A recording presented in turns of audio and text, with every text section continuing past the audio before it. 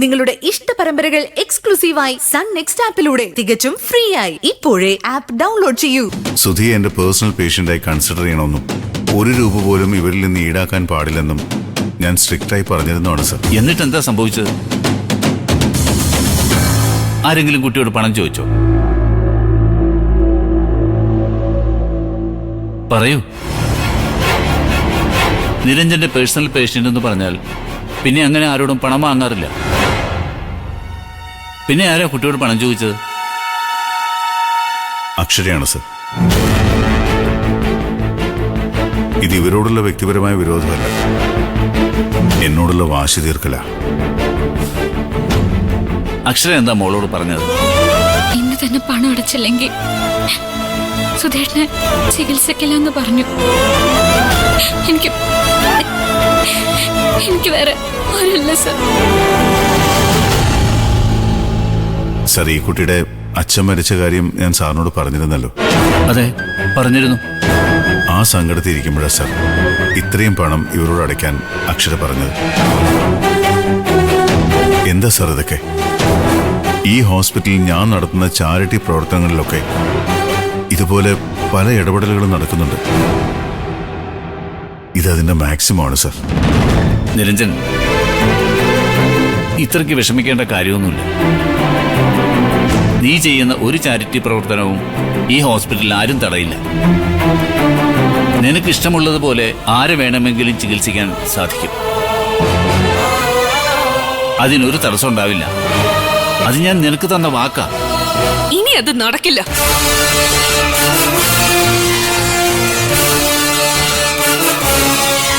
മോളെ, നീ എന്താ ഈ കാണിച്ചത്? ഈ കുട്ടിയുടെ ഭർത്താവ് നിരഞ്ജന്റെ പേഴ്സണൽ പേഷ്യന്റ് ആണ്. പിന്നെ എന്തിനാ നീ ഈ കുട്ടിയോട് ബില്ലടയ്ക്കാൻ പറഞ്ഞത്? എന്നെ മനഃപൂർവ്വം ഇൻസൾട്ട് ചെയ്യാൻ വേണ്ടി ചെയ്തതാണ് സർ. ഈ വർഷം 2 കോടിയിലധികം രൂപയാ നിങ്ങളുടെ ചാരിറ്റി പ്രവർത്തനത്തിനായി ഈ ഹോസ്പിറ്റലിൽ ചെലവാക്കിയത്. 2 കോടിക്ക് എത്ര പൂജയുണ്ടെന്ന് നിങ്ങൾക്കറിയാവോ? ഇതിങ്ങനെ തുടർന്ന് പോവാൻ പറ്റില്ല. വഴി കാണുന്ന ഓരോരുത്തരെയും ഇങ്ങനെ ചാരിറ്റിയുടെ പേരിൽ ചികിത്സിക്കാനാണ് ഭാവമെങ്കിൽ ഈ ആശുപത്രി അധികം താമസിയാതെ പൂട്ടേണ്ടി വരും.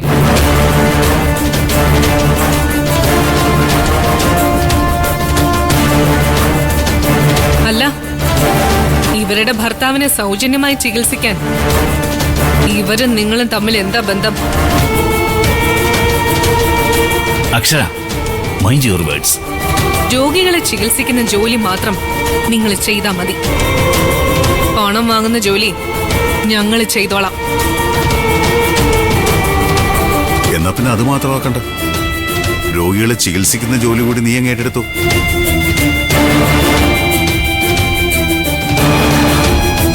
നിങ്ങൾ പോയാൽ നിങ്ങളെക്കാൾ നല്ല ഡോക്ടർ വരും.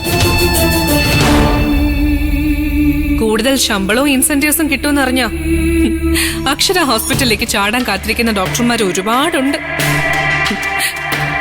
അവരാരും ഇതുപോലെ ചാരിറ്റി എന്ന് പറഞ്ഞു പോകുന്നവരല്ല. ആശുപത്രിക്ക് നഷ്ടവും വരില്ല. നീ എന്തൊക്കെ പറഞ്ഞാലും ഇവരുടെ കയ്യിൽ നിന്ന് പണം വാങ്ങാൻ ഞാൻ സമ്മതിക്കില്ല. പണം അടച്ചില്ലെങ്കിൽ ഇവർക്ക് ചികിത്സ ലഭിക്കില്ല. പിന്നെ പേഷ്യന്റിന് എന്തെങ്കിലും സംഭവിച്ചാൽ അത് നിങ്ങളുടെ മാത്രം ഉത്തരവാദിത്വമായിരിക്കും. അയ്യോ, അങ്ങനെ പറയരുത് മാഡം. പണം ഞങ്ങൾ അടച്ചോളാം. കുറച്ച് പണം റെഡിയായിട്ടുണ്ട്. ആഴ്ചയിൽ കണക്ക് തീർക്കാൻ ഇത് സ്റ്റേഷനറി കടയല്ല. സാർ, ഞങ്ങൾക്ക് ആരുടെ സൗജന്യം വേണ്ട. എന്റെ ഭർത്താവിന്റെ ചികിത്സയുടെ കാര്യത്തിൽ നിങ്ങൾ തമ്മിലൊരു വഴക്കും വേണ്ട. പണം അടയ്ക്കാൻ ഞങ്ങൾ തയ്യാറാ. പക്ഷെ പെട്ടെന്ന് ഇത്രയും പണം അടയ്ക്കണമെന്ന് പറഞ്ഞതുകൊണ്ട് അല്പം ബുദ്ധിമുട്ട് നേരിട്ടെന്നേ ഉള്ളൂ. അക്ഷര, നീ എന്തിനാ ഇങ്ങനെ വാശി പിടിക്കുന്നത്? നിരഞ്ജനി ഹോസ്പിറ്റലിലേക്ക് വരുമ്പോ തന്നെ ഇതൊക്കെ ഞാൻ സമ്മതിച്ചിരുന്ന. അന്നത്തെ അവസ്ഥയല്ലേ ഇപ്പൊ ഹോസ്പിറ്റലിന്. ഒരു ഹോസ്പിറ്റലിൽ നടത്തിക്കൊണ്ട് പോവാന്നൊക്കെ പറഞ്ഞാ അത് വലിയ ബുദ്ധിമുട്ടുള്ള കാര്യമാണ്. അഡ്മിനിസ്ട്രേഷനിൽ ഇരിക്കുമ്പോഴേ അതിന്റെ കാര്യങ്ങൾ മനസ്സിലാവും. ഡാഡി ഇതിനകത്ത് ഇനി ഇടപെടരുത്. എത്രയും പെട്ടെന്ന് പണം അടയ്ക്കണം. ഇല്ലെങ്കിൽ ഭർത്താവിനെ മറ്റേതെങ്കിലും ഹോസ്പിറ്റലിലേക്ക് കൊണ്ടുപോവാം.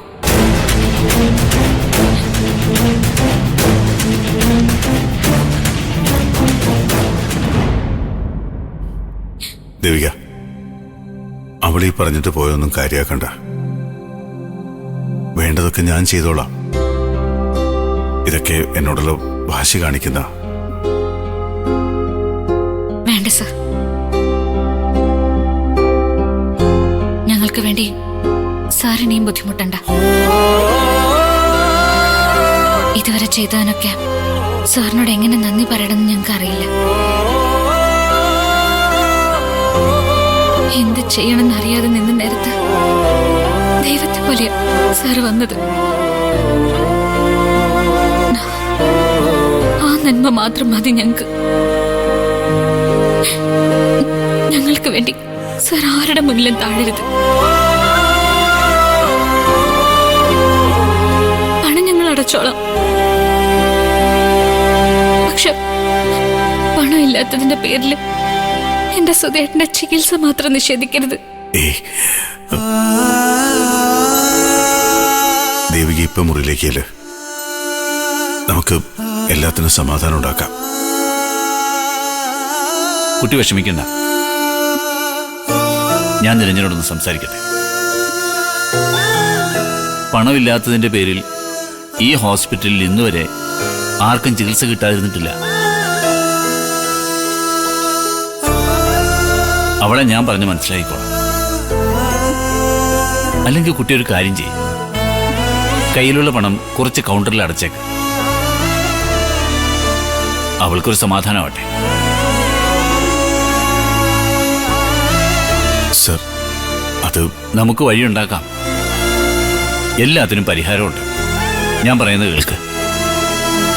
കുട്ടി ചെല്ല്.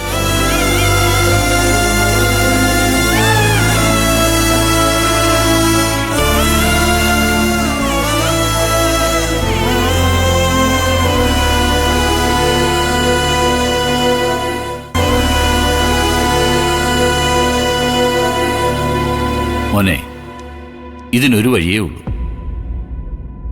ആ കുട്ടി കൗണ്ടറിൽ അടയ്ക്കുന്ന പണം നമുക്ക് പിന്നീട് തിരിച്ചു കൊടുക്കാം. തൽക്കാലം കുറച്ച് പണം അടച്ചുവെന്ന് അക്ഷര വിശ്വസിക്കുകയും ചെയ്യും. ഇത് തെറ്റാണ് സർ, വലിയ തെറ്റാണ്. അക്ഷരയുടെ വാശി ഒന്ന് തണുപ്പിക്കാൻ തൽക്കാലം നമുക്കിങ്ങനെ ചെയ്യാം. അതിനുശേഷം ആ കുട്ടിക്ക് മുഴുവൻ പണവും വേണമെങ്കിൽ നമുക്ക് തിരിച്ചു കൊടുക്കാം. എന്താ പോരെ? മഹാപാപ അവളീ ചെയ്യുന്നത്. ഞാൻ എന്തുകൊണ്ടാ സൗജന്യമായി സുധിയെ ചികിത്സിക്കുന്നതെന്ന് ഇനിയെങ്കിലും സാർ അറിയണം. ഒരു ഡോക്ടർ ഒരിക്കലും ചെയ്യാൻ പാടില്ലാത്ത തെറ്റാ ഞാൻ അവരോട് ചെയ്തത്. കുറ്റബോധം കൊണ്ട് വീർപ്പ് മുട്ടിയ ഓരോ നിമിഷവും ഞാൻ അവരുടെ മുമ്പിൽ നിൽക്കുന്നത് അതറിയോ സാറിന്? ആ പേഷ്യന്റിനെ ട്രീറ്റ് ചെയ്ത് സുഖമാക്കി വിടേണ്ടത് നമ്മുടെ കടമയും ബാധ്യതയാണ് സർ. ഇതൊരു സൗജന്യ ചികിത്സയല്ല സർ. എത്ര പണം അങ്ങോട്ട് വാരിക്കൊടുത്താലും ആ ചെറുപ്പക്കാരനോട് ചെയ്ത തെറ്റിന് ഒരു പരിഹാരവും ആവില്ല. അവന്റെ ജീവിതം തകർത്തതിൽ നമുക്കും പങ്കുണ്ട് സർ. മോനെ, നീ എന്തൊക്കെ ഈ പറയുന്നത്? അവന് പറ്റിയ ആക്സിഡന്റിൽ നമുക്കെന്താ പങ്ക്? നമുക്കേ പങ്കുള്ളൂ. ശരിക്കും പറഞ്ഞാൽ സാറിന്റെ മോൾക്ക് അക്ഷരയാണ് സർ ഈ ആക്സിഡന്റിന് കാരണം. അക്ഷര കാരണമാണ് സർ ആ ആക്സിഡന്റ് ഉണ്ടായത്. ഇനി ഒന്നും മറച്ചു വെക്കാൻ എനിക്ക് വയ്യ.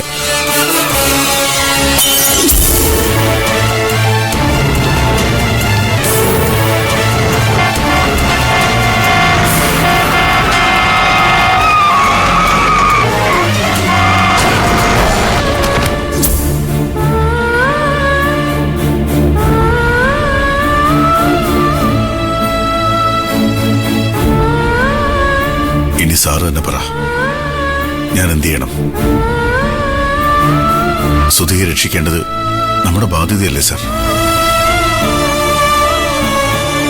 ചെറുപ്പക്കാരന് എന്തെങ്കിലും സംഭവിച്ചാൽ ആ കുറ്റബോധത്തിൽ നിന്ന് കരകയറാൻ ഈ ജന്മം എനിക്ക് സാധിക്കില്ല.